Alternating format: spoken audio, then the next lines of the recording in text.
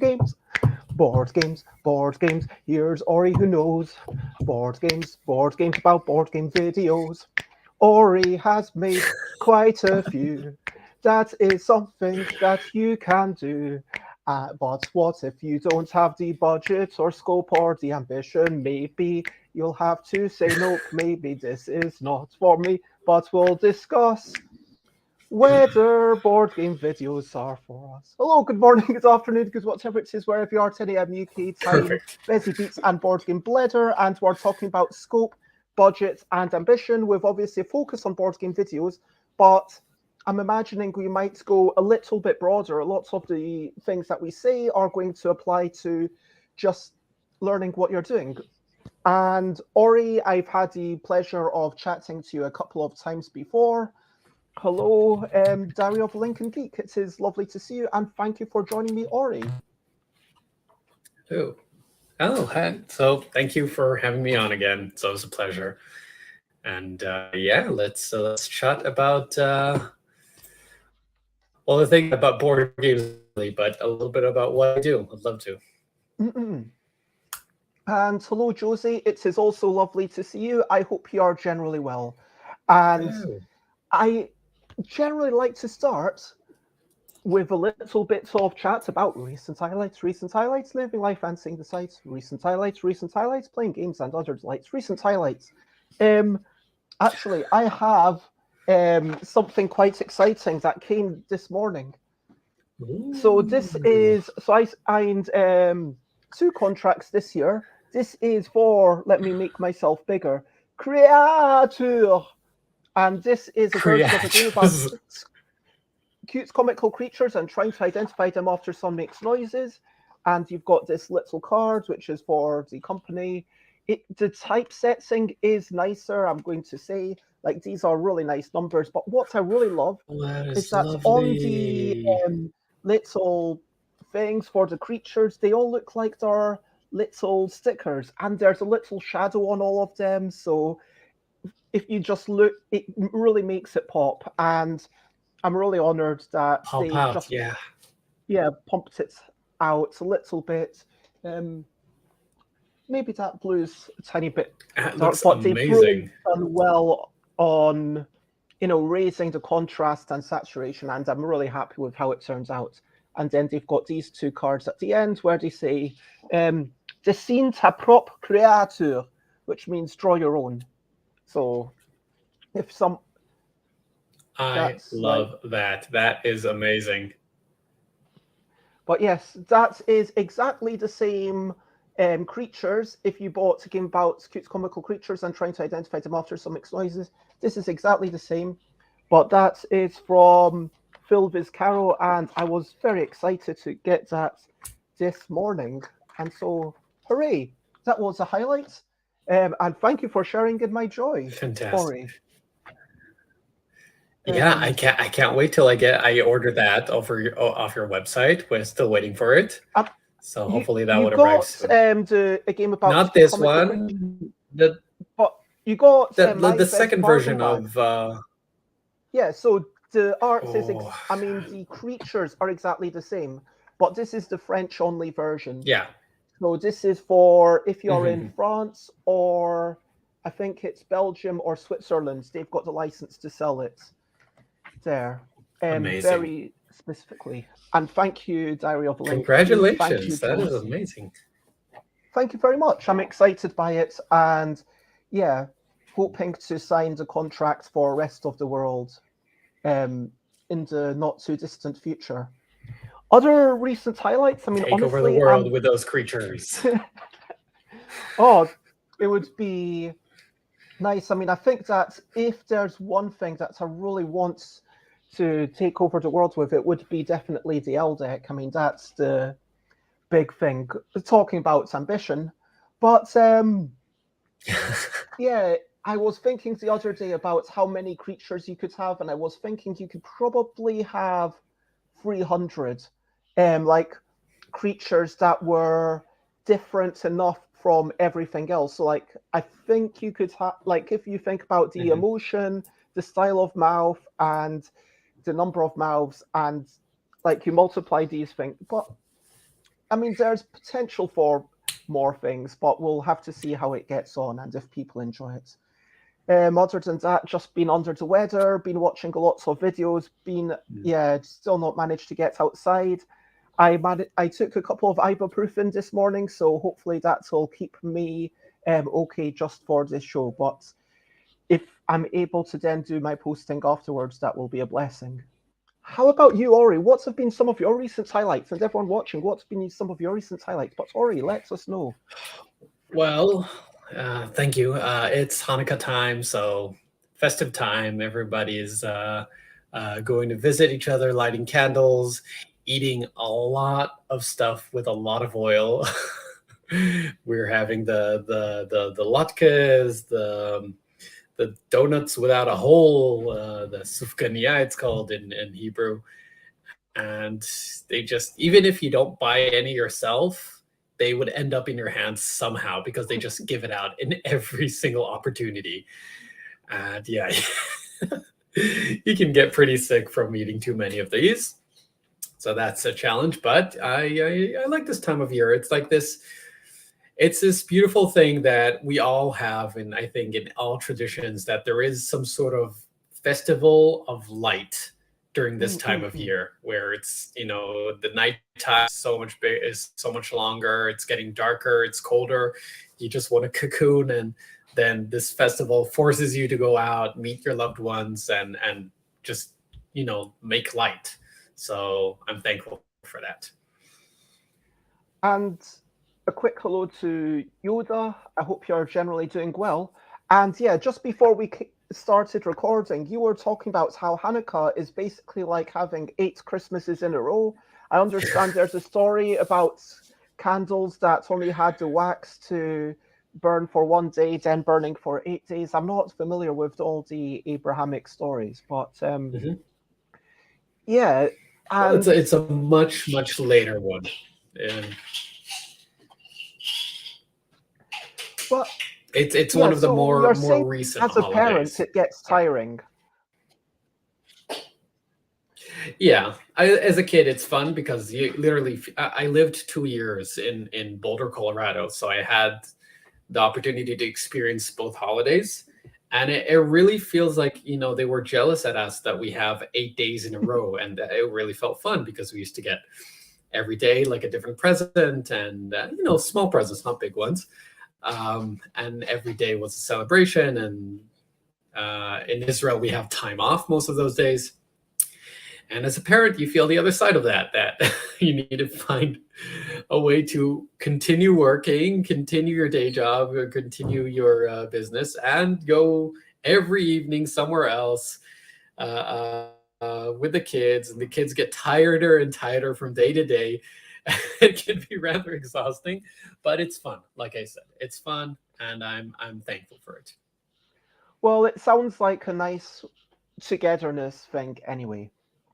And actually, I think that festivities and making a special trip to do something and traditions in general are a brilliant thing. Brilliant thing. What's a little thing which is brilliant? Would you agree that traditions and being in touch with your past, doing something, knowing that you've done it and you did it before and you'll do it again next year, and it's a way of almost being in touch with your ancestors, or maybe just being in touch with keeping some continuity over the years and having something to look forward to as a seasonal holiday.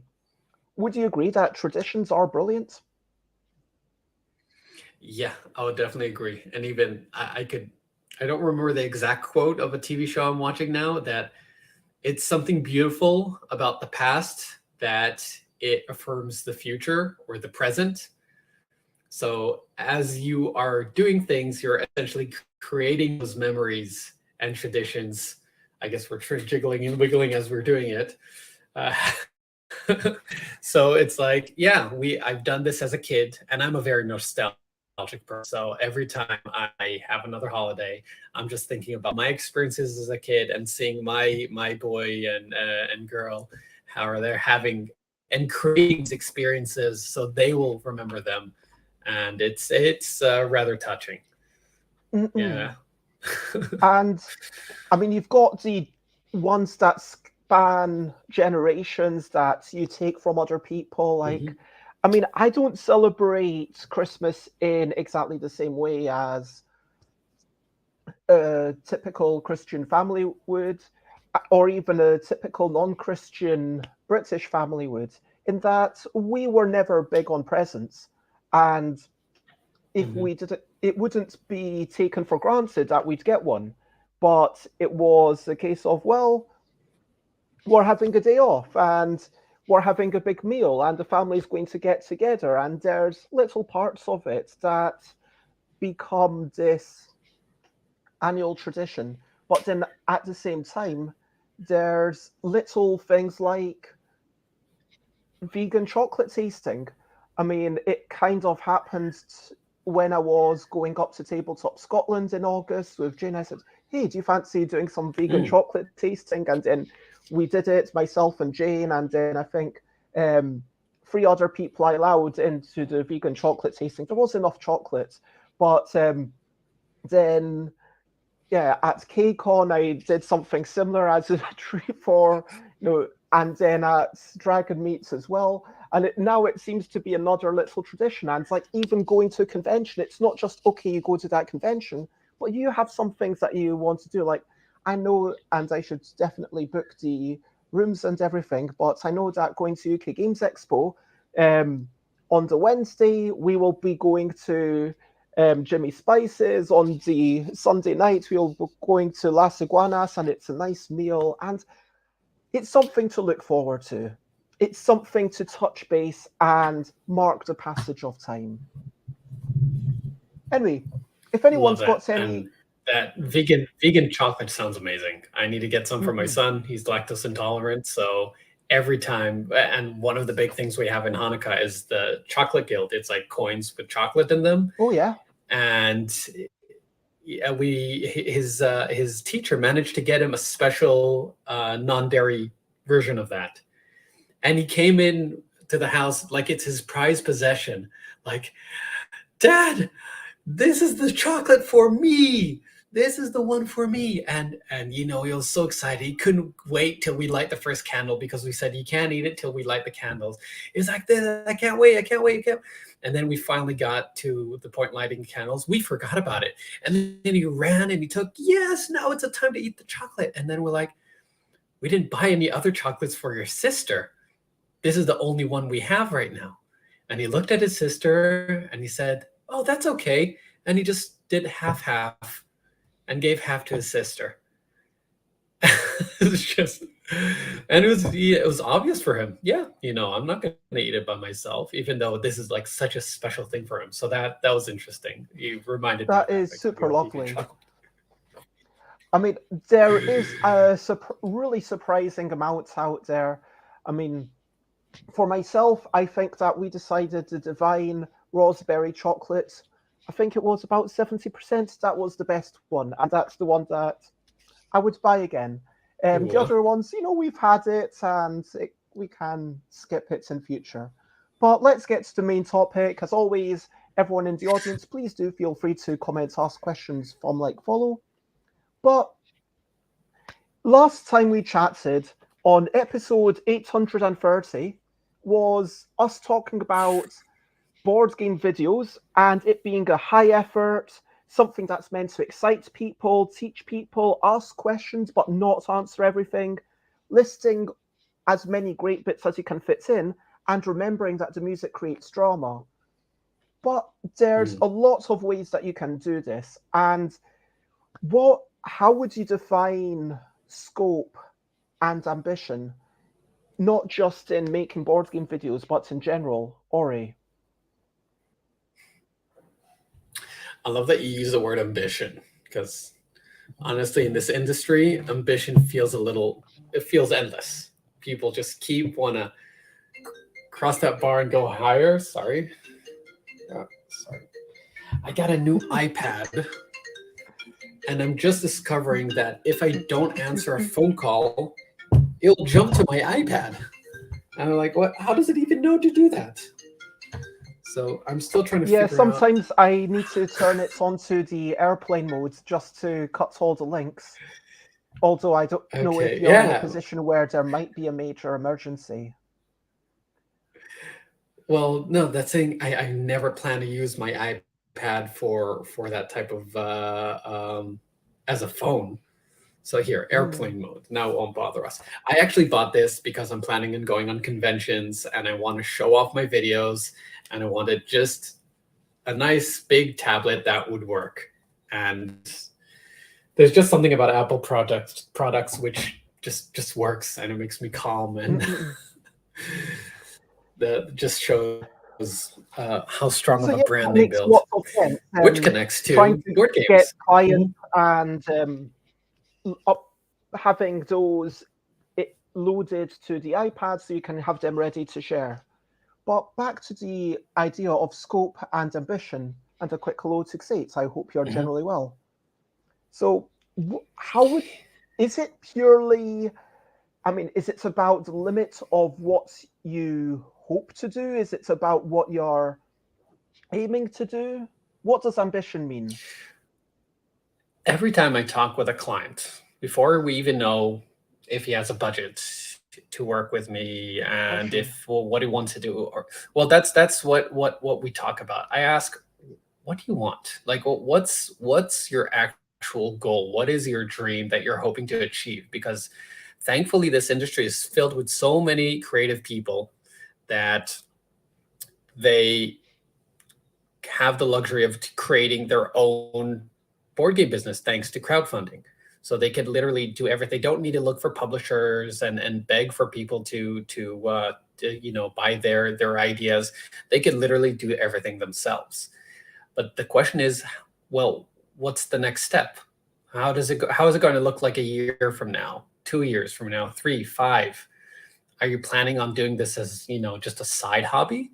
Is this a one and done? Or do you want to build a whole brand and have like releases every year? So, oh, sorry to hear that Will Cook for Board Games is feeling sick. Yeah, it's this time of year. It's tough. So it's the questions of where is your ambition? I mean, ambition could be endless. Could be endless. You say I want to go as high as I can. But the problem with not setting specific quantifiable goals is that you never know if you're a success or not. Because if you say I just want to get as much funding as possible and create as many games as I can, and you created 2 games a year, you still might feel a failure. Where another person that planned on having 1 game release a year, this is a crazy success. Mm-hmm. So that is the first step. Know who you are and what you actually want to do. From there, we can sort of figure out how much do you need to invest, and how much do you need to plan, and how much time you can afford to pour into this. Because let's face it, board games are a passion driven industry. Anyone that comes in for the money, I sort of tell them, yeah, you're probably in the wrong industry. Would you agree? Um, I mean, I think that that's a gross oversimplification. I think that there is money to be made. It's Hmm. not um, the way to, you're probably not going to become a millionaire or, what most people would consider super wealthy. But I think there are many people doing fairly well out of board games. And Yeah, I'm not saying it's, that I'm not saying that you can't. But starting from the mindset of I want to make money, board games is sound looks to be a profitable industry. Let's do that. What do you think? I mean, um, that's just my opinion, I but it mean, could be. Xate, who's the community manager of Board Game Arena, says I can live off my salary, which is more than I could say before. And so I think Mhm. that, yeah, I'm not saying, yeah, I just think it's a very gross oversimplification. I mean, you are making a Mhm. full-time living doing board game videos, and I'm hoping to be able to cover my own costs of living with board game design. And whilst the last year hasn't been great, I'm not too far off it. So okay, so let me try to rephrase it. I think there has to be a passionate side to this. I don't Hmm. think you can come in and try to turn create a board game business around equations and algorithms and metrics just because this is something that's popular. And we've seen those. We've seen campaigns which Uh, were like, okay, and everyone likes again, miniatures. Hmm. I mean, like, I'm not going. I hope you don't mind me sitting here and disagreeing with you, It's because fine. again, I would love look, to have a I would like, love to have a debate. So allow. Asmodee, conglomerates, now part of the Embracer Group, the reason that they started getting into board games was because they felt this is going to be profitable. And similarly, Hachette, which is a massive company in the books business, Hmm. which is like, I think they're one of the top 5 books companies in the world. They decided, hey, you know what? These board games seem to be quite profitable. We are going to purchase, and then they went off to buy quite a lot of French companies. So now basically every Hmm. French company is either owned by Asmodee or Hachette, where, yeah, Gigamic and Black. I'm not going to name all the things, but yeah, I just feel like there, yeah, there is money to be made. And Yoda says, without disagreement, there is no discussion. Without discussion, this would get boring very quickly. So let's get into it. No, no, everything is friendly here. It's interesting with board games. It I is see you're taking actually off this I've thing spoken. ready for a fight. Yeah, I'm taking. This is my fluffy winter sweater, but yeah, this is getting a heated debate. There are the Asmodees, there are the Fantasy Flight and Wizards of the Coast, and they seem compared to other industries. And I've had this discussion with many people and clients in the industry that it feels like compared to other industry where you have like the big corporation like Apple, which holds Hmm. big chunk of the industry, and then you have its competitors, which are pretty close by, but they probably won't be able to overtake the big guy or big girl or whatever, the big company in the industry. With board games, it seems like, especially with D&D, okay? With D&D, you have Dungeons and Dragons, which is so much bigger than anything else. It's immense. It like the percentage that it takes of the industry is so much bigger compared to other industries. In the And you RPG could say the industry, same yes. for Warhammer. Yeah, in the RPG industry. And same could be said about Warhammer, that everything Hmm. else is like literally ants compared to those. With board games themselves, I think there is a little bit more of a balance, thankfully. And there are for indie creators and smaller companies. But when you start a company and you're not Asmodee, you're not Hasbro, you're not Mattel or anything, when you start a company, you need to have your heart in it. You need to come from this world. You Sure. need to have some passion driving you. If you are Otherwise, it an just doesn't make entrepreneur, sense. I will agree that if your Mhm. goal is to invest some money, do some work, and then start and get to a company that's turning over several millions per year, like, because in the past few days I've watched a few episodes of Dragon's Den, and it's really interesting, the episodes where they revisit people several years after the fact, like Hungry House that was bought for Just Eat by Just Eat. Um, all of them said, no, this is going to be pointless. There's no point in having that. And then first they were offered it for £100,000. Then 3 years later, the person said, hey, I'll give you a big stake for 1 million. And then a few years later, it got sold for like 20 million. So it would have been a decent investment. Hmm. But um, if you're looking at that kind of thing of, okay, let's build up a business and let's have an exit strategy and then I agree. It is a passion-led industry, but there is money to be made. And I think that Josie puts it really well, where Josie says it's not a huge sector for people having it as their primary income. This is the same as many creative sectors. If you're a smaller independent, you will need to run your passion as a side hustle for a while. And I will say, from a personal point of view, um, yeah, when my jobs before I worked exclusively in board games, when I was working for supermarkets or um, helping out with flower selling or as a waitress and things like that, I I mean I think that I never got a wage of £12,000 a year with any of those things when I was working full time. But then when Hmm. what I'm willing to publicly say that at least 1 year I've made more than that. Um, with a combination of, yes, in a bind, now known as Yogi, has done very well for me. And there were a few years when I was doing a substantial amount of development work for other people. And there are different ways to do it. I mean, I don't think that I think it would be very easy for us to make this entire episode about whether money can be made. And I've had the discussion with Matthew Dunstan. If you look back Hmm. of how to maximize your chance of making money, because it is something that you need to do. Like, whether it's Matthew or myself, as a designer, we do fundamentally have to be able to live doing this.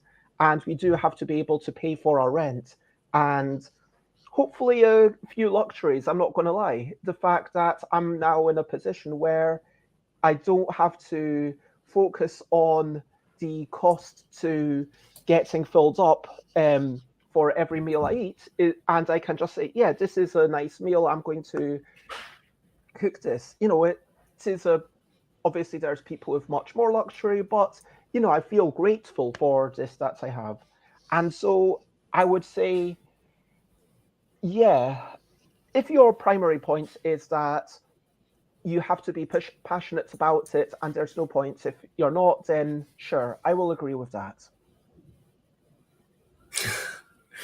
Okay, I'm glad, because that was more or less the point I was trying to make. I definitely think there's money to be had, either for service providers like me and creators.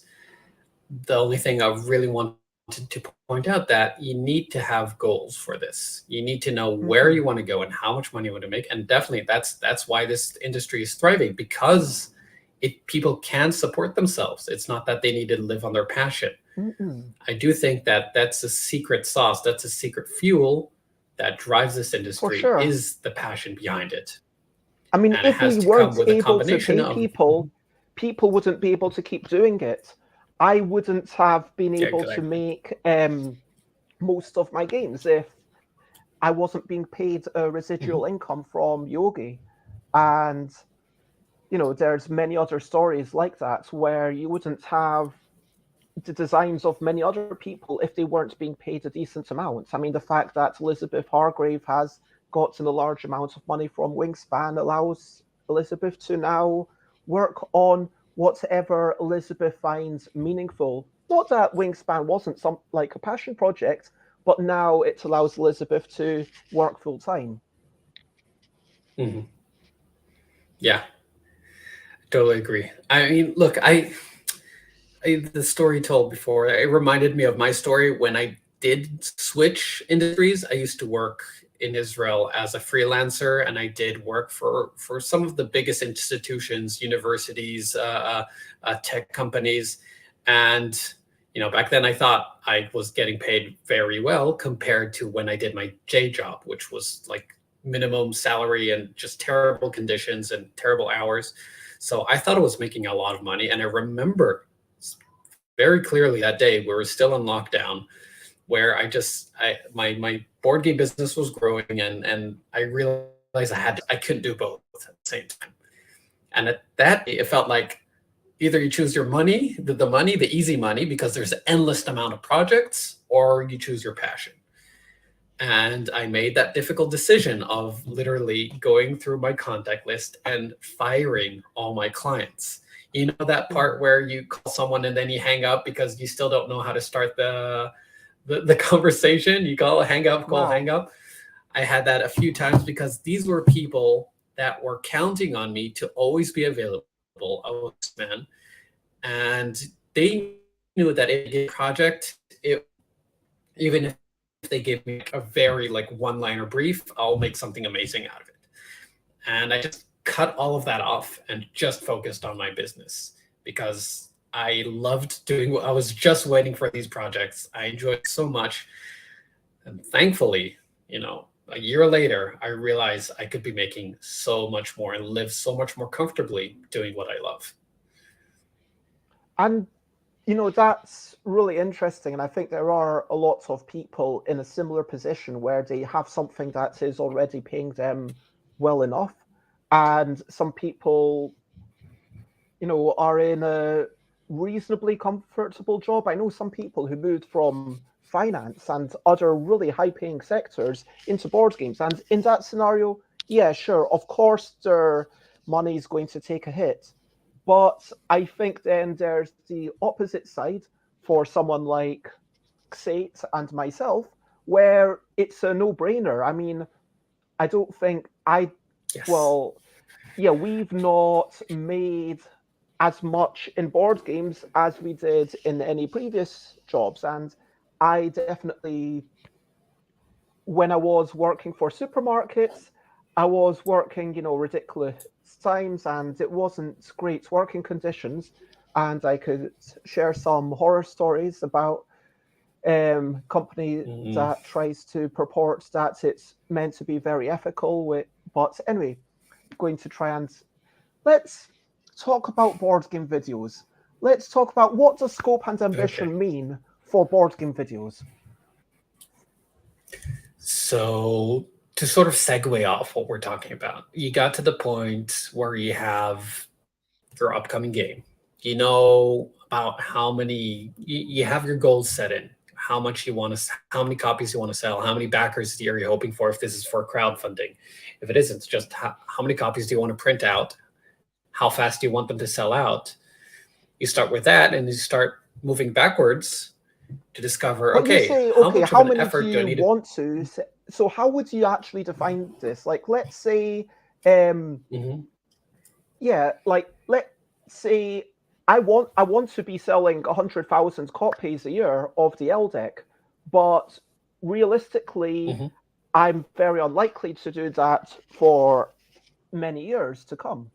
But so how would you advise someone to answer that question? So after we come up with our goals, which are very, like we said, very intuitive, very I wish I could, then you need to look at the other end, which is the target audience. You figure out who the target audience. It's a combination of trying to figure out who exactly the target audience is, who's your super fan, and research. Basically doing research, finding out what is actually happening. And I've done this for my own business, looking at how many board game businesses are there and how many companies I want to reach out to. But each board game, it's very easy to see the which type of gamer is this? How much money does he or she usually spend on board games a month, a year? Where would they hang out? Where would are they? Is this a game for Kickstarter? So they will probably come naturally through Kickstarter, or do you need to start building a following before that through social media and Facebook? And once you start having those numbers of who those people are, I would literally sometimes create like a D&D character sheet for the target audience, for the super fan, he or she is and where they hang out. And once you start getting those numbers, how many people are there like this, or how many games they're buying a year, and you start getting points of data, you figure out what's realistically possible. with selling these types of games and how long. You know, you could also look at comps, you know, comparable similar games, see how much they sold, how many backers. And Kickstarter is just a wonderful tool for this because the data is just there. You can see how many backers backed for it, how fast, how much money they made, how much did they sell for per copy. The friendly community is also very openly, you know, I know most people are very open about their process and how much, you know, what the quotes they got for printing different games and difficulties they had. Most recently, I'm working on an abstract game for a video for an abstract game, and that's a whole can of worms. Like abstract games, who are the abstract game people? What's lots important of for them? What do they existing like? abstract games.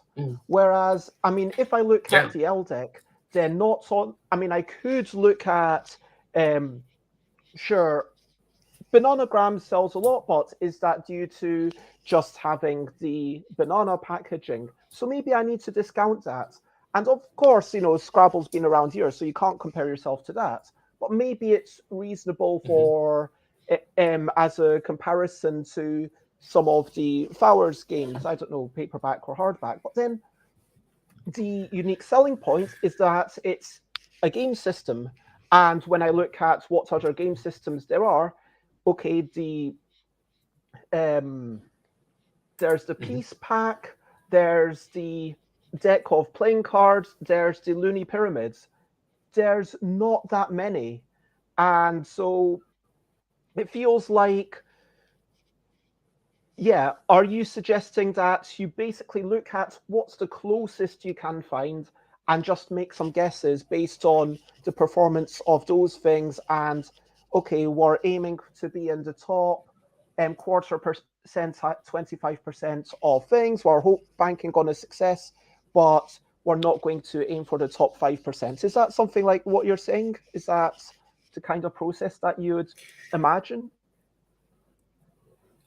All I'm trying to do is what I call de-risking your campaign, de-risking, you know, spending money that might be spent better elsewhere. And you can de-risk your campaign by getting more data. And I'm not saying, like you said, you know, this game is similar, but is it different? Would the person that bought this game also enjoy your game? Does it sit on the same place? Is it too similar that they wouldn't want both games?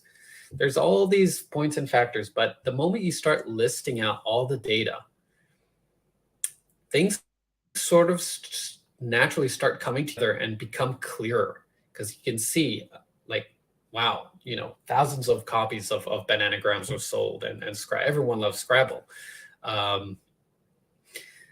How do we get this game to those same types of people?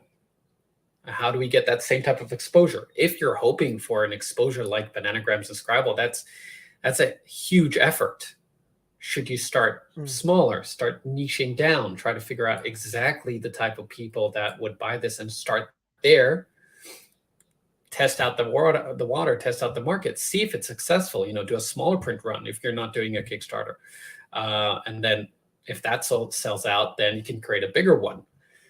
The only thing that's important for me, and where all this is coming from, is I was very frustrated by working together with creators who had big ambitions and the campaigns just failed entirely. And by doing an autopsy afterwards, I realized that there wasn't done enough research. They didn't know exactly who the product was for, and they did not portray correctly. And it feels like it was such a, you know, simple fix. Just a bit more research, a bit more, you know, realizing your goals and finding your brand and knowing who you're talking to, that would have made their game a lot more successful. Does this make sense? Yeah. I mean, I'd definitely like to drill down into that. It's like some actionable stuff of. One thing that I'm taking away from this is that you're saying, hey, you might have these big ambitions for 10 years' time, but you've really got to focus on the next couple of years for now and take it one step at a time so you don't outreach everything. And of course, the budget matters because if I had £1 million, then right now I'd be saying, "Hey, Chris, can I actually hire you back? And I'll give you a pay rise and hire you back from your other job." And because Chris was just amazing, get them to make the stuff, be a lot more efficient, get more LDEX out there, try and get, you know, line up proper distribution thing, like do advertising, which maybe I don't have the money for right now, but maybe, if you've got enough money, then it does feel like you're able to jumpstart things. And for sure, like Kickstarter, if I wasn't doing my own artwork, there's no way I would have ever been able to do any of the things that I do, frankly, because, I just don't have the budget. And it's interesting, like when you talk about budget, you've got obviously financial resources, you've got the skills of what you're able to do yourself or what other people, if you've got a team, if you're lucky enough to have a partner or a friend that's willing to help you, what can you actually get help with? Do you have an emotional support network, someone who can, chat to you? And think about what's your financial budget and think about what's your time budget, not just in terms of what times you can spend per week on it, but also are you willing to maybe take more time? Are you willing to be patient and grow this thing over decades rather than months or years? And I think that all of these things can, for sure, line up into whether something can be afforded now or not. I think it might be worth us looking at some of your Kickstarter trailers and having a discussion about what some of these would set back and maybe a little bit about the process. Yeah, So this we is could definitely look for, into that. Okay, so Citrus. So this is a good example. This is a really good example. So do you want me to explain a bit about the story yeah, behind this video before as we're watching it? So this was an interesting video. Sean, the creator, Sean came to me. He has this amazing idea for a game, or already created it. You're going to see soon. It has this huge 3D tower. And if you've seen movies like Elysium, where there's like the first class that's up in the platform and the bottom class is in the rotten places at the bottom, and you're trying to climb up the tower on the top and overthrow the evil cooperates that are on the tower, and that make, they literally throw the trash down on the bottom, and you're climbing up the tubes that are throwing the trash down in order to take them retake it. And this is a worker placement and you see you can build like your faction's story and life skills. Very complicated game, very ambitious game. And when Sean reached out to me, he was like, people love my game. Rado gave me such a wonderful, preview just from seeing that tower. I know that this game will be a success, and I'm willing to invest everything into it. I want your biggest video. And I was like, Sean, are you sure? Are you sure you have that kind of budget? Because this is going to the 5 figures to create a video like he initially envisioned. And all these animation you saw in the beginning, these were things that he created himself. And I'm like, I just don't get it. Why do you need me? You're an animator. You can make these amazing animations. Why do you feel like you need to invest so much in this video? Do you even have the budget for this? And he's like, well, honestly, I don't, but I'm willing to go into debt to make this happen. And that was like a red flag. I was like, no. That is not something you need to do. There is a much smarter way to do this. I see that you're feeling validated now, that the game is getting a lot of buzz. This is great. And because he's been trying to kick off this game for a very long time. He was going up for publisher after publisher, and everyone said, no, this is too ambitious, this is too crazy. And finally he felt energized to do it himself. And I said, let's find a smart way to do this, because I think you need to put a lot more of your budget into paid ads and building your community. The game speaks for itself. The way it looks like is selling it already. So let's find a And smarter way to do there this. is amazing Mhm. graphics, I agree. And so you say that, I mean, in the end, you say So, that mhm. the designer did most of the animation. So this is what we did. I went into more consulting uh, A job, role. but I also did some of the work. It was, I think I recall, around between 2,500 and 3K. I can't remember exactly, for doing consultation work for the production. Okay, so I wrote the script. I brought the voiceover actors because I have a roster of actors that are amazing, and I could get them at a good price. And I basically built him the whole production plan, the shots that he needs to get, Mm. the equipment that he should have ahead of time, and the dates. And I basically used all my experience in the production and filmmaking to make sure that he's getting the best footage as he can possibly can. And then I also edited it. I took all the footage, I took all the animation he already created, and I, gave it that fast pace that I love, and the quick, crazy, frantic energy, and to really give it my spin, the way I make my movies, to hopefully elevate that. And that was a very smart way of doing what's relatively a low budget video. And I'm so happy to see it was like an amazing success. He got over 1,000 backers, more than he could ever hope for, and that's on the way to being produced and delivered. Mm. And it's also really interesting because presumably this is not a cheap game. I'm looking at this and I'm assuming it costs at least $40 for the game. And so, yeah, it's just Yeah. worth noting that anything where it costs 40, 56, the more that a game can cost, the more you're able to Hmm. spend per person, per backer as a marketing budget. And whereas if you've got a smaller game, which is less than $20, then you've got clearly less of a budget. You've got smaller margins, and you might not be able to afford things in the same way. So you have to be a bit cannier, a bit smarter in what Yeah. you actually Yeah. do.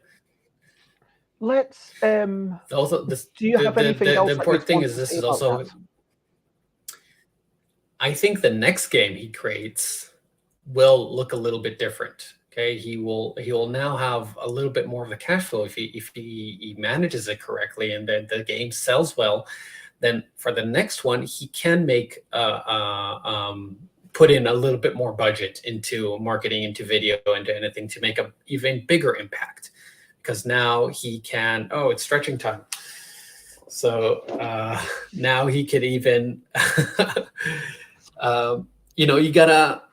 You see, I can't multitask. I can't multitask. I'm stretching, and now I'm losing my train of thought. I heard us. I mean, you were Okay, you know what? talking Let's move on to about the next for the video, and we'll see. future. You talked about for the next version, you've got more. And right at the start of the video, you talked about, okay, am I going to be one and done, or do I have a series of games? I mean, Hmm. what's the difference that it makes whether it's one and done or a series of games? Like, because presumably a series of games, the video for Citrus isn't necessarily going to mean that the next game sells more. So, because the videos are for specific games, so presumably that doesn't. Hmm. How does that influence the budget and scope for a video? Is what I'm asking. Hopefully, when you start your business, you're thinking about a brand, and you're thinking about having your fans follow you from game to game. So you're not starting from scratch. You already have a head start.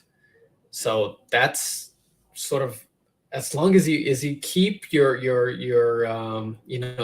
your games, it's a perfect example, because when I get a busy game, I know what I'm getting. I know it's going to be fun. I know it's going to have a twist I've never seen before, and I know that this is probably a game I could play with my kids. So I could even, not really read everything about it. I could just spend that money and know that I'm getting that experience I'm hoping for. And that's the power of a strong brand. I buy an iPad, I know exactly what I'm getting. So hopefully you have that community that you already start building, and you can build upon it. And a strong video, where a high production video has two jobs now. One is to bring in the new people that are looking at something interesting and flashy, and then to hype up your original core audience, because you sort of give them this experience. And it's like the trailer for the next Star Wars. Of course I'm going to buy the tickets, but when I see the trailer, my hype level just goes even higher, and I excite the people around me, and I help do this sort of, I call it this, here, this is the chart I always have. It's a sort of this magnetizing towards the center, towards the super fans. So fans rave about what they talk about it, they share about it, and slowly the fans turn into super fans. People from the general market start becoming excited, and they might turn into fans. And slowly, everything moves into the center.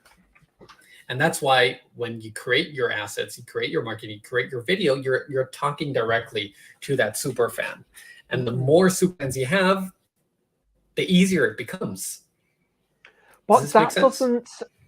Yes, I mean, I'd love to discuss that further, but I think I'm going to prioritize us going through these few videos. Let's go to the next video. It feels like that's something that's going to change your budget and what you're doing along the way.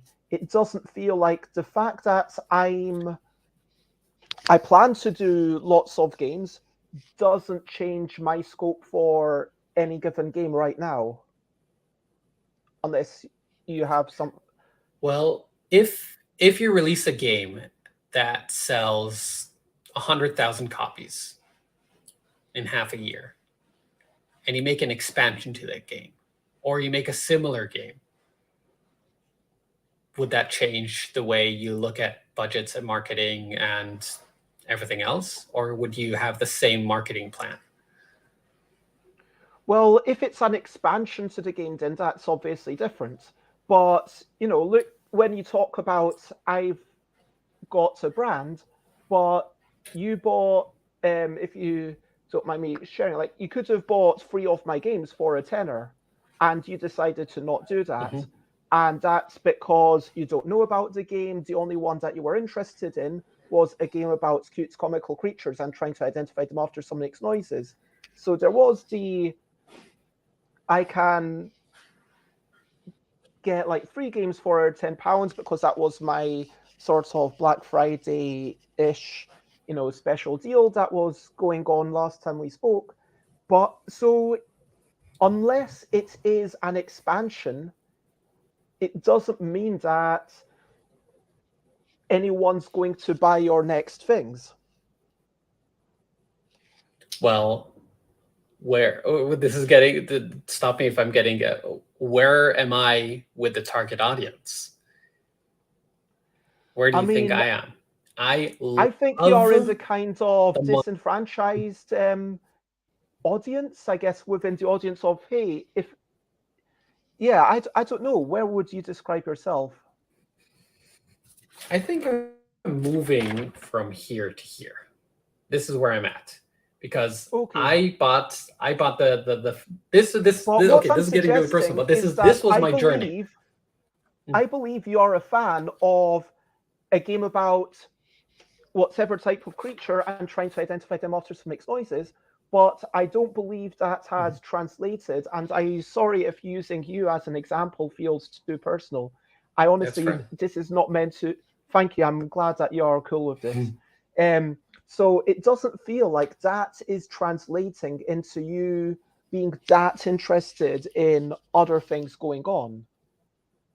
And I feel like there's the same with a video. Like, you can't just assume that if you sell 100,000 copies of this game, that people are going to necessarily buy anything else from you unless it's, yes, a sequel or expansion or a variant on that. For sure, if Inside the Box were, like Subterra 2, obviously this is a difficult example because they've got a lot of problems with that company, and I'm very personally affected because I signed something, which is a bit sad that it's not going to come out. But anyway, Subterra 2, it did a lot better because of Subterra. Cryptex, did that do better because they'd already had one really successful Kickstarter? Probably not. Did Newspeak do particularly well? Probably not, because it was quite different. And I think that even though it was still in the same sort of ballpark, you can't just imagine that everything's going to translate. I mean, something new from Gigamic, yes, sure, if I put something on Kickstarter, I'm probably going to have at least 50 to 100 people, no matter what it is, if I back it. And I've worked for that fan base, and I've got at least a bunch of people that I could basically say nothing about the game, and I reckon at least 50 to 100 people would just back me saying, yeah, we believe that Bez makes good games. And hopefully I don't mess that up over the next few months as I'm doing the boxes of stuff and I need to get them sent out. But yes, you can build up goodwill. Yes, you can build up people assuming that there's a certain threshold of quality, but games are so different, even from the same publisher, even from the same designer, that I don't think that it's making an amazing video for one of my games today is necessarily going to translate into people buying more copies of the following thing. Do you know what I mean? I know what I mean. Let me challenge you on that. What's the strongest, and I'm talking about Kickstarter companies, and I'm sorry we're getting off track, but this is just too interesting. What is the strongest company that you feel like has the strongest brand, where you buy a game of theirs, you know what you're getting immediately? I don't know. It's a difficult question. I mean, like, Simon is certainly up there, but there's been a little bit of backlash, but I'm not sure that reliability and knowing what you're getting is the same thing. I mean, Fowers Games is up there, I guess. Pencil First Games, maybe. Yeah, let's go with Pencil First. Pencil First, yeah, that's a good example. So, like, they've got Herbaceous, they've got a lot of work done with Beth Sobel, they've got consistent designers, Dr. Finn, who makes very consistent styles of games. Let's go with Pencil First. Do they do they do Kickstarters, right? Yeah. It's like I'm just trying to find their Kickstarter. Is that? Oh, they did Flora. How do you pronounce the name of this game? Game with flowers. Floriferous. Okay, so I'm looking at the Kickstarter history. 18 created, and now I'm going to move down to the beginning. Okay, the first game they had 1,000. Then they had a game with screen. Oh, can I share the screen? If you go down, there's present. Share screen. Then you click on the window. Okay. And I'm sorry for the mess of tabs. Okay, so I'm looking at the beginning. 1,000, 650, 410, 721, and then boom. Okay, here they had a jump. 2,208, then back down, and then up again. Okay, you need to really, okay, and there now they have an expansion, 1,500, and then they go even higher with 3,200. Okay, so this is interesting because though they are really fluctuating, and as long as they stay, okay, so this is exactly what I'm looking for. They from just, and I haven't played all their games, but just looking at this, it seems like they were jumping between different types of games, slowly gaining their audiences. And I think their core audience is around 500 people, which are super fans of their games. And then they came out with, help me pronounce the name of this game. Herbaceous, which was a massive success, 2,200 backers. Okay, then they a few different games, which were also mildly successful. And then they do their expansion, so that was also successful, 1,400. And then this was also a very successful game, but the theme of flowers and herbalism seems to be very successful for them. 1,700, 2,000 again, and they and you look at this image of Mole Peak and Skull Hollow. See how similar they look like? That is a very strong branding. When I see this image, I'll remember this image, and I'll be, oh, that's the same creator. And when I see Floriferous, I will be instantly reminded of, I'm sorry, I'm horrible with pronouncing names of games. Herbaceous. And those connections, if I've loved Herbaceous, then I would probably want to back this one. That is very strong branding. So you can see how slowly their audience grew until they got to a point where they had a very strong success, and they realized, okay, this is our voice, this is who we are, and we'll build upon that. Even Legendary Creatures looks very similar to Skull Hollow. I want to give another example, which I think is one of the strongest brands, is Tiny Epic. Okay, so you can really see how they grew their audience from 775. They had Tiny Epic Kingdoms. So this kind of seems to be agreeing with what I said, that it's about things that are spin-offs or expansions that will continue to build on that success. Well, that's one way to call it. I will just call it strong branding. It's like having this sort of identity to you, where CMON games are all technically different, but it feels like a CMON game. Stonemaier games is another good example where I would, after playing Wingspan, I can't wait to get the next Stonemaier game, because I was like, this is such a good experience. I want to see what else he made. I want to see what else goes into to their games, because they're wonderful. The production value, the care is so good.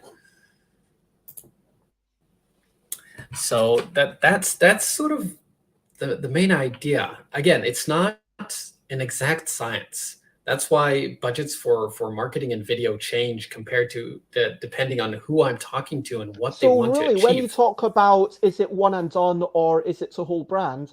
When you talk about a whole brand, you're not talking about Stuff by Bez as a brand.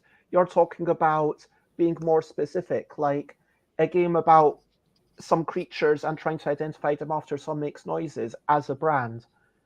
Because that would be the equivalent of having the Tiny Epic thing. I mean, Gamelin Games working on Tiny Epic stuff, if they then, sure, they've got the, I can't remember what it was called, the Super Tiny Epic, where it was even smaller, and it feels like, yes, it's going to translate into sales for a similar thing, but there's only so much that you can shift, which is interesting, because even, let's, before we finish up, Branding, I know sorry, go ahead. We went over time again. How do we do that? We're going to go over time, but let's play through these few videos. Let's quickly give you a couple of minutes to share the story of each one, And let's talk about the budget that each Could one I had. just say one last thing about the topic before we move on? Sure. Because I think that's an important distinction, that I think a strong band isn't necessarily something which looks like a copy paste like Tiny Epics or doing another uh, um, cute animals that make creatures that make noises. I think there's something a little deeper than that. There's a human experience, I felt like. And I wanted to tell this before, but we didn't have time. But the experience of me playing your games. Okay, so I played the first game, which was A monsters game that about wee whimsical whimsical creature creatures. Trying to, and trying to identify the monsters that makes noises. So trying that to one. I love that. It was a great experience. And when he came out with the Beetroot games, a game about grabbing creatures that are totally different and counting your vegetables, I insta-backed that because it looked exactly the same. I read the one-liner and I was just like, this is perfect. I love this concept. And I backed it without looking any further into the campaign. Didn't need a Wow. video. I was like, okay, same, loved it. And we bought it. I did the print and play because I didn't see if there was a way to ship it. And it's my kids, so they like playing messy, so I felt confident to print it so I could always create more. And they love that one. My eldest really likes that one. He even plays it himself. And Awesome. then once I got to know you further, and and now I know you on a personal level, and I'm getting to love your games more. I immediately after I heard that there was another version of the monsters game, of the creatures game, Cute Comical Creatures, I bought that immediately. And now I'm at that start. Anything you're going to release soon, I will have my eyes on that immediately, and I'll see if it fits for me. Because if it's not a game that's good for kids, or if it's a game that is can't work with two players, then that's just not for me. I need games that will Mhm. always work with two players, and games that will work well with my kids. If I want to play, they might not be, but I will be there for sure. And the next time you have a sale, I'll probably get all their games if I have a budget this month, and it seems to make sense. This is the journey of me buying into the brand of wanting to share these experience and dying to hear what's going to be the next thing. So that's where I wanted to end on this really highly positive note that No, thank you very much. it That's works. super lovely to hear. And so it sounds like, has your kids coloured in some of the beetroots? And my question is, have you played the Radish edition? The Radish edition is the I'm That's trying to the one that's remember. super complicated. So it's got the creatures in funny different poses. So they're trying to Mhm. intentionally confuse you. Yeah, I think we did play it with that version. We did find a way to sort of simplify it the way we set it up, that we sort of set it up in a line. And at a certain point, he really got it, and he started playing it even by himself, and even teaching my sister, which or not my sister, his sister, that wasn't into that as much because she's a little younger. But yeah, definitely, yeah, we'll definitely Amazing. revisit that. Yeah, I think there's definitely a bigger conversation to be had about, continuing to take care of your customers and aftercare and everything. And I'd love to have that chat another time. But please, just to take us out, let's Yeah, go over these few videos. So this okay, for sure. is showing. Okay, so this is a super, super, super cute game, and this is really good for our discussion. Rainbow Bunny Bob, little pack of colorful, rainbow-colored cards where you're just trying to build a rainbow from red down to purple. And the cute thing about it that it plays great with kids. It's a real-time game, and it's funny. Kids just remember that stuff better than we do. At least for me, I needed the reference card to remember the colors, and they just got it. So this is created by a wonderful woman called Becky Young, and this is a one-off. This is all she wants. She just had the idea for the game. She made all the art. She released it on Amazon, and that's it. She doesn't want to go beyond that. So we found a way to make this is a very small budget video. This is again 3K, between 2.5 to 3K video. Simple, effective, explains essentially almost all the rules. You could probably watch this video and then play it right afterwards. And it's cute. It doesn't need to be flashy and crazy. The animation here was actually way more than what I asked for, but my animator fell in love with this game, so he decided to just add more frames and put a little bit more effort because he just thought it was super cute. So that's just another example of setting your goals and knowing what you need to create for this goals. I will never make a high budget 3D video for this type of game. I mean, I guess it's really interesting because you've got the original artwork by the designer, and then you've got someone else coming in to do all the in-betweens and animating it and making it look good. And I would love to, you know, another day really chat about staying true to the original vision whilst expanding it. Do you know what I mean? Yeah. Oh yeah. Yeah. We're dealing with that right now. That's tough. So if someone came to you wanting something like this, you know, next year, like in the next few months, it would cost around 3,000 for this. Yes. This is definitely including everything, like the voiceover and the script and everything. And then how about We're Sinking? Okay, We're Sinking is a very interesting project. Again, this is his first game. Joseph, I'm horrible with last names, so let me just bring this up so I remember his last name. And here there's Joseph like Frederick. a lot of 3D work, presumably because the game has a higher RRP, and you're able to spend a little bit more money on the marketing per person. And the outcome he was hoping for was much bigger. Okay, he was hoping to reach at least like 50 or 60,000 in funding, and he went beyond that.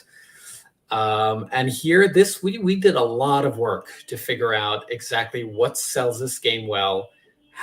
What should we show first? How should we simplify it? Because we're not going to explain all the rules. And what are the major selling points and exciting moments of this game that we want to show off in under 2 minutes? And the idea of this game, the sale pitch is, you are a pirate on a ship that has no captain. You're being attacked, and the ship is sinking. You have this amazing ship mini that breaks apart as the ship is sinking. It's literally sinking into the table, and the treasure is floating up in the water. So what do you do as a pirate? Do you help bucket the water, fix the ship, fire the cannons, or do you steal the treasure and take some for yourself? The game has 2 endings. Either you defeat the monster, and then the pirate with the most treasure is the new captain and he wins, or the ship sinks, and actually the pirate with the least amount of treasure, with the lightest pockets, he takes the only lifeboat and survives, and everyone else loses. So we call it a semi-competitive game, not semi-cooperative, because the cooperation will be limited at best. And this sale pitch, which I just gave, this was tiered from the best selling point, the strongest selling point, to not the weakest, but it was just from the best to the weakest. And that's how we built the video. We show off the pirate story, being a pirate, and the captain is gone. That starts out the video. And then we show off the beautiful miniature that breaks apart. And then we start getting into the mechanics, the betrayal mechanics, the things that you can do, the sort of the water rising, the threat level going up as you go along. Here, that's one way. Defeat the monster, have treasure, or have just one gem. The ship sinks, and the whole environment fills with water. So this type of video goes for first-time creators, since I want to support the gaming community and I want to be able to do something like this for creators that want to make a big impact right at the start. We could do this video for 5K. I've done more complex videos for up to 7 maybe 8, but that really depends on just what we need to create. And this one was relatively simple, so we could hit that 5K budget. And when we're talking about money, that's in US dollars, is that correct? Yes, everything I was mentioning, that was in USD. And of course, sometimes you get to do, I mean, call it a passion project, like something where you've got no, I mean, presumably you come to something like this and are just saying, yeah, the sky is the limit. What's the best thing you can do? And they are a lot less concerned about the budget, and they are just thinking, hey, how can I possibly pull out every stop? Is that what's going on with something like this? Or yes, I still can't believe I made this. This is still wild for me. And this is the interesting story. This video for Skyrim was, I would love to call it my big break. Okay, Chris Birch from Modifius gave me this opportunity after having a very long working up my relationship to this. And honestly, I'm just sort of giving away my secrets here. I lost money on creating this video. Okay, I priced it in a way where I was like, there's no way I'm not making this, because this was for me an investment to create videos like this in the future. So if I would have had to, there's no points in us talking about like the budget. When you reached that, like, I mean, how much would you charge for something like this? These types of videos with big IPs that need to really go all out will start at 10K. Okay, Kingmaker was similar to that. Rome Total War was on the way to being that, but it was less because it was still before I raised my prices.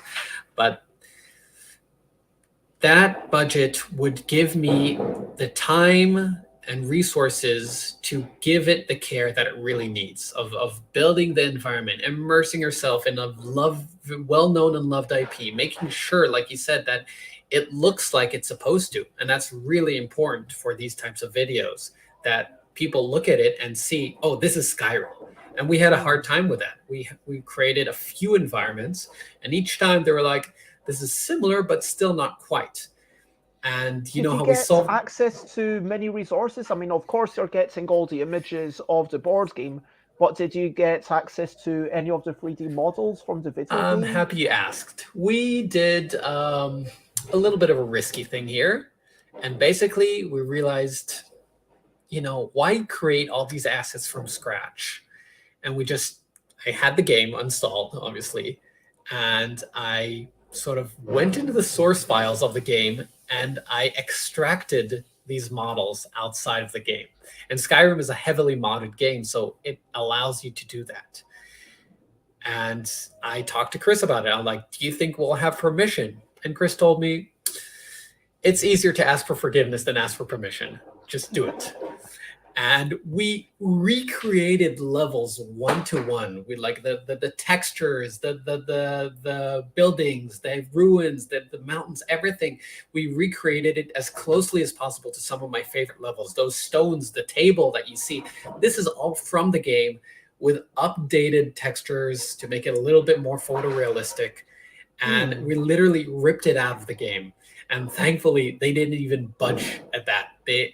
Chris told me he's never had something that was authorized faster than this video. They sent it to Bethesda, and Bethesda authorized this video in 4 hours. And he said, this has never happened before. They were so blown away by it, they just didn't have any comments at all whatsoever. It was just, it was such a worthy risk to do this. And so if someone, and you've also worked on the Star Wars Pandemic? Yeah, that was a collaboration with Nero, so that was not my client. I was just very fortunate and happy to be an animator on that project. So I cannot speak to the budgets or about the client work there. But it's been really interesting seeing the difference in scope. And I think there is a lot of discussion that we could continue to have primarily about building a brand and how. And love to talk about aftercare and maybe a little bit about the crossover between tutorials and big trailers like this. Oh Because yeah, we haven't talked about that at all. Yep. so at this point, it is obviously the end of the show, and I've asked you a lot, and we've run over by quite a bit. Question of the day, question of the day. Here's a little question before we go on our way.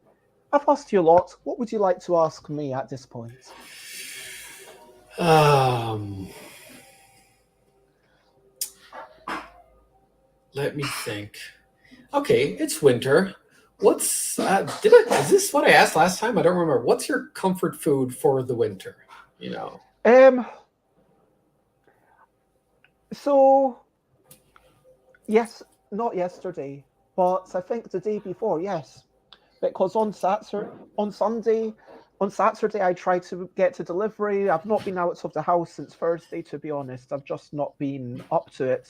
Um, yeah, I don't want to get into it too much, but just sitting here, like my head is spinning. Even though I took a Oh, couple of drugs, so I'm really not feeling great.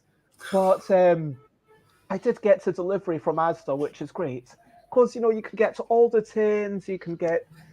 But I got a few things to stir fry. I got myself some chicken. Yes, I do eat dead animals, and on Sunday, my major achievement was that I cooked some stuff with a sauce, which was chili and garlic and chili, garlic, and peanut butter. I'm sure there were, oh, and mustard. Yes, so those are the four ingredients. I'd never tried it before, but these four ingredients, they worked very well. So there wasn't any other sauce there, just the natural sauce of the vegetables. I had like a pepper, I chopped it up. I had like a pack of stir fry vegetables. I used half of it. I chopped up the chicken, and it was chili, this. Oh my garlic, God, you're making me mustard, hungry now. and peanut butter mixed in. And then yesterday, I did a very similar thing. I cooked the second chicken breast I got free with the other half of the stir fry vegetable packs with, again, chili, garlic, and mustard and peanut butter. The other thing that I do enjoy is just noodles. I mean, fresh Oh yeah. noodles, ramen, just getting something that's quick and easy. Even these instant soups, so like these ones cost 33 pence, and it's like, boom, chocolates in a cup, That and is this such is. a winter comfort food. Oh, I couldn't agree more. How about you? What is your comfort food for Oh, winter? you just inspired me with those instant soups. I mean, yeah, we get them. I think my favorite one is this sort of instant mushroom soup, mushroom flavor soup. Like there's so much terrible stuff in it, but it's so good. It's so good. It's so easy. You put it in this. I put it in this huge Darth Vader mug I have, and then just sit with it, let it warm my hands, and sip it slowly. That yeah, I yeah. was just looking at all the ingredients here. I mean, it does have a bit of sugar, but generally it's all right. I Well, don't know, I suppose you have more healthy versions. We have 0.7 grams per 100 grams, so it's 0.7% sugar. Oh no, that's as consumed. I would, yeah, that, I want to know the sugar per dry ingredients. No, I'm not up for that. Anyway, oh wait, the don't read it. serving. Don't think about it. Just put it in. It is 1.5 grams per packet. So that's not too bad, 1.5 grams of sugar. Mhm. But anyway, over to you. What are you up to? You can share Botany if you want to. I am going to do my utmost to get some postage done. Other than that, just focusing on taking care of myself.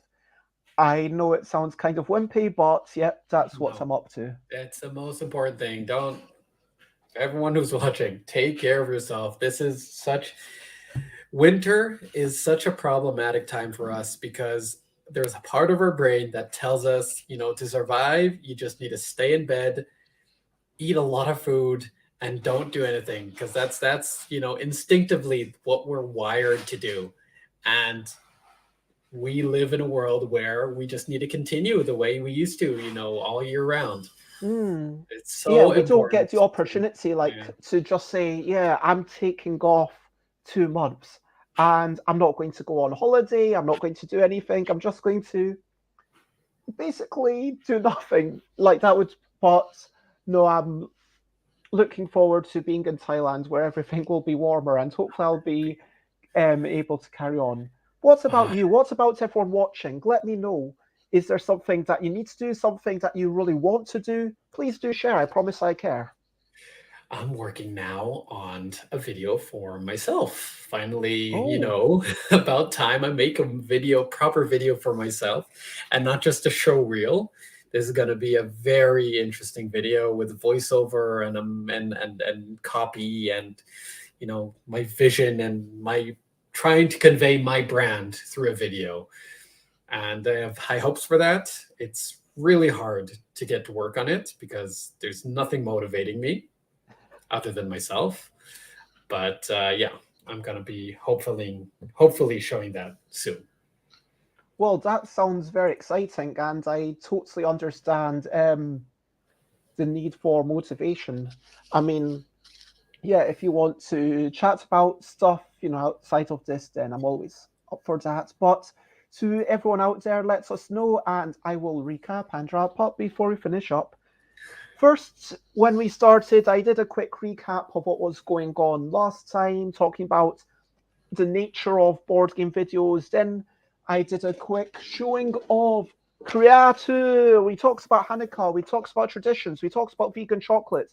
We talked about deciding what's your goal, what's your dream. Is it going to be one and done? Is it going to be a whole brand? Who are you? What do you want to do? And then what do you need to do in order to get those things done? It's about working out that ultimate goal and then getting there. We talked about money and whether there's money to be made. We had a big discussion about um, conglomerates and stuff. We talked about job opportunities. Then we talked about copies sold, the notion of your audience turning into super fans, trying to bring in data from similar stuff, from maybe stuff that you've done before, from being realistic, having ambition, but also being realistic because you might have an ultimate goal, but it's also about getting there, maybe forecasting the next year or two. Then we talked about a whole bunch of videos. Let's see if I can actually. Um, We tried to get into those videos. um, the videos, just, I don't have. You want me I'm to list trying them to off? avoid showing off the YouTube adverts. So we Oh, talked I see. about Citrus, which looks amazing. And this is something where you worked as a consultant and it was like maybe about 3K. Similarly, Rainbow Bunny, something like this, where it's a 2D production and then you've got some lovely fun animation. And then it basically ends up with you knowing how to play the game. And then Elder Scrolls, where it's just, hey, Mhm. let's do everything possible to make this really good. And we're We also had We're thinking, Sinking oh between yeah, them. we're thinking was about 5K, and then this one was about 10K. But we also talked about, we had a diversion about building the brand and about the human experience that's part of it. And then I loved the way you finished up by saying, yes, take care of yourself and all that. And yes, remember to take care of yourself and do the stretching, even if you're just in a chair. Be sure to get up and just stand up and sit down. Like every 40 minutes is always a good thing. But for now, lots of love. That has been my recap and wrap up. Forgot to put that up. If you want to check me out, I am Stuffed by Bears in all of the places. And Ori, if people would like to check you out, where do you like to be found?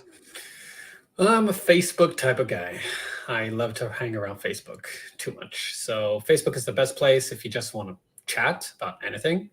Um, And the other place would be either through my website, or if the link of the store there is if you want assets to start finding your own journey to creating your own 3D assets. I have tutorials for everything.